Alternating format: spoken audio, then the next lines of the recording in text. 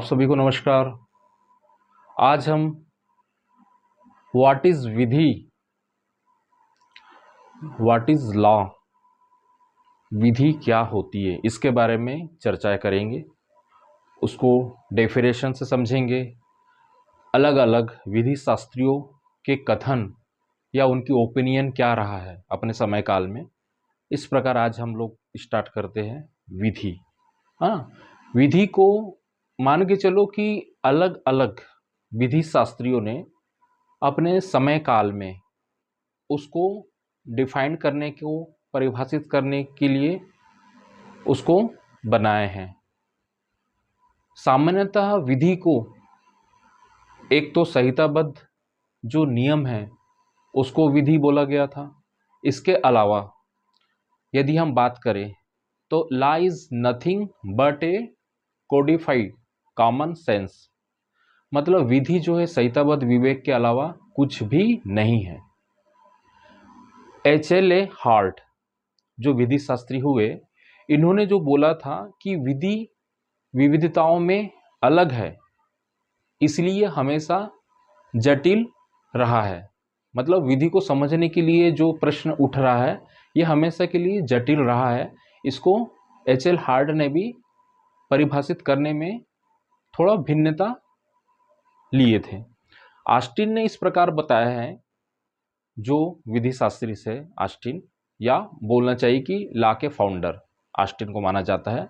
तो ऑस्टिन ने भी बोला है कि संप्रभुतावादी या राजनीतिक दृष्टि से उच्चतर व्यक्तियों द्वारा, उच्चतर व्यक्ति हम किसको मानेंगे, यदि कोई संप्रभुतावादी है या सम्राट है किसी देश का, या राजा है किसी राज्य का, या वर्तमान में यदि लोकतंत्र डेमोक्रेसी चल रहा है लगभग अलग अलग कंट्री में, तो राजनीति की दृष्टि से जो उच्चतर व्यक्ति रहेगा, मान के जो प्रेसिडेंट, किसी में अध्यक्ष शासन चल रहा है किसी देश में, है ना, किसी देश में आपका प्रधानमंत्री शासक के रूप में कार्य कर रहा है, तो उसमें जो व्यक्ति जो है, उस व्यक्ति के द्वारा जो जनता शासित होती है या लोकतंत्र शासित होता है ना, तो ऐसे व्यक्तियों द्वारा शासित व्यक्तियों पर अधिरोपित जो नियम है उसको हम क्या बोलते हैं, उस नियमों के समूह को हम क्या बोलेंगे, लॉ,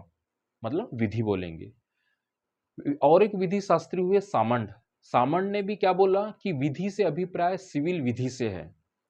सिविल विधि को हम यहाँ कैसे स्पष्ट करेंगे, सिविल विधि मतलब जो व्यक्ति विशेष के लिए बोलो, चाहे कॉमन, जो सभी लोगों के लिए समान रूप से नियम अधिरोपित किया गया है, इसलिए उसको बोला है सिविल लॉ, है ना। ये सामान्य के अनुसार हुआ।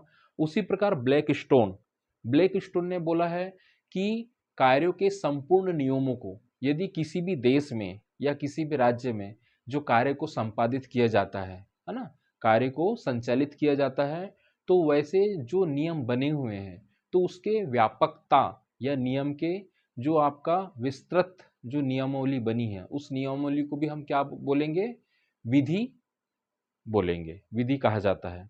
इसके अलावा हॉलैंड महोदय ने भी क्या बोला है कि विधि किसी देश के नागरिकों पर राजनीतिक समाज में सर्वशक्तिमान होते हैं। उन्होंने सीधा सा डिफाइन किया है कि जो लॉ होते हैं, विधि, वो किसी भी देश के नागरिकों पर राजनीतिक समाज में सर्वशक्तिमान होते हैं।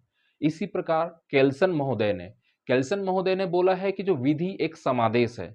इन्होंने स्पष्ट बोला है कि जो विधि होती है वो क्या होती है, समादेश होती है। किसी भी सम्राट, राजा या उस राज्य के जो अधिपति होते हैं, है ना, राजा होते हैं, उसका जो आदेश है वो ही उसका क्या कहलाएगा, लॉ कहलाएगा, मतलब विधि कहलाएगी। तो विधि एक समादेश है। अब हम वर्तमान परिप्रेक्ष्य में बात करें तो हमारे जो इंडियन कॉन्स्टिट्यूशन की बात करें, भारतीय संविधान की हम बात करें, तो भारतीय संविधान में जो अनुच्छेद 13 है, अनुच्छेद 13 में है, उसमें जो उपखंड 3 में जो बातें की गई है, उसमें स्पष्ट विधि को बताया गया है कि विधि जो है या विधि के अंतर्गत जो परिभाषित किया गया है, उसमें बोला गया है कि कोई अध्यादेश, कोई ऑर्डिनेंस बोलना चाहिए, या आदेश, ऑर्डर या उपविधि, सब लॉ या सब रूल्स, है ना, या रूल्स या नोटिफिकेशंस, है ना, या उसके अलावा भी जो प्रथाएं है, जो अलग अलग देश में प्रथाएं चली आ रही है, प्रथाएं हो चाहे रूढ़ी हो, कस्टम्स एंड यूसेज जो हो, वो जो चली आ रही है वो भी वर्तमान में क्या है, एक लॉ का रूप ली है। इसलिए हम उसको भी क्या बोलेंगे, विधि बोलेंगे। आगे हम बात करते हैं कि हमने अभी तक जो है समस्त विधि को अलग अलग विधि शास्त्रियों से समझा है। अब हम विधियों का क्लासिफिकेशन या विधि के वर्गीकरण की हम बात करेंगे।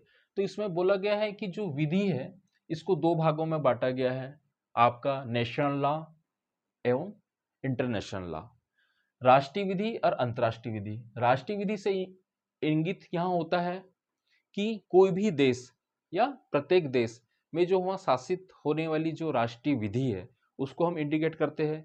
दूसरा, अंतर्राष्ट्रीय विधि की हम यहाँ बातें करेंगे तो अंतर्राष्ट्रीय विधि कोई अलग से एक्ट नहीं बना है। अंतर्राष्ट्रीय विधि या इंटरनेशनल लॉ की हम बात कर रहे हैं तो इसमें स्पष्ट ये है होता है कि जो सभ्य राज्य है या जो सभ्य देश है उनके जो लोकल लॉज है, उनके जो इंडिविजुअल लॉज है या जो राष्ट्रीय विधि है वो अंतर्राष्ट्रीय पटल पर यदि कोई कार्य करती है, कोई जटिलताओं को समाधान निकालती है, तो हम उस विश्व पटल में इंटरनेशनल लॉ के थ्रू उस समस्या का समाधान निकालते हैं।